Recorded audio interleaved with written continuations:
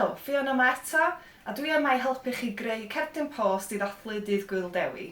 Ar gyfer y gweithdy yma, byddwch angen eich cerdyn post o'r gweithdy dwytha, papur, pensil, llunin a tyllwr, neu hole punch.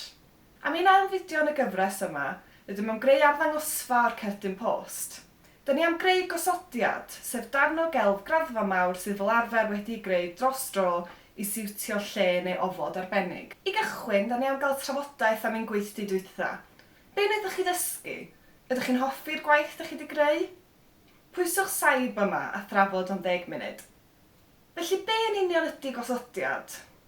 Mae gosodiad yn ddarn o gelf graddfa mawr sydd fel arfer wedi greu dros dro i siwtio lle neu ofod arbennig. Pwyswch saib ar bob un o'r darnau yma a thrafod y darnau. Ydych chi'n ei hoffi? Pa syniadau maen nhw'n rhoi i chi am arddangos eich cardiau post? Sut ydych chi'n meddwl cafodd nhw'u creu? Be ydych chi'n meddwl o'r defnydd o liw? Pwyswch saib ar bob un a thrafod ymysg eich gilydd.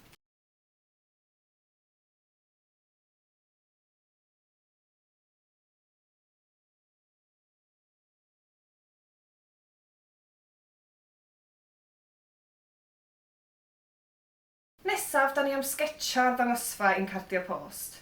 Wedi ysbrydoli gan yr hyn da ni wedi weld yma. Byddwch angen papur a phensil. Fy syniad i ydy rhoi y cardiau post ar linyn i greu bunting, felly dyna dwi'n darlunio yma. Pwyswch saib a gweithio ar eich sketch am 30 munud.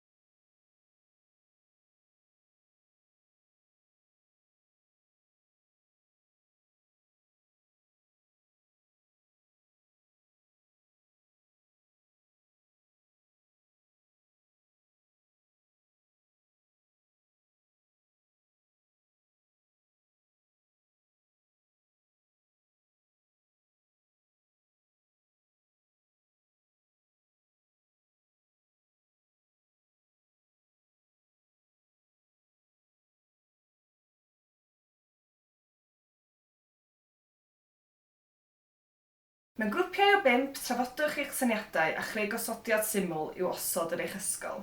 Dych chi rŵan yn barod i arddangos eich gwaith. Gobeithio eich bod wedi mwynhau a wedi dysgu lot o'r gweithdy cardiau post yma i ddathlu dydd Gŵyl Dewi.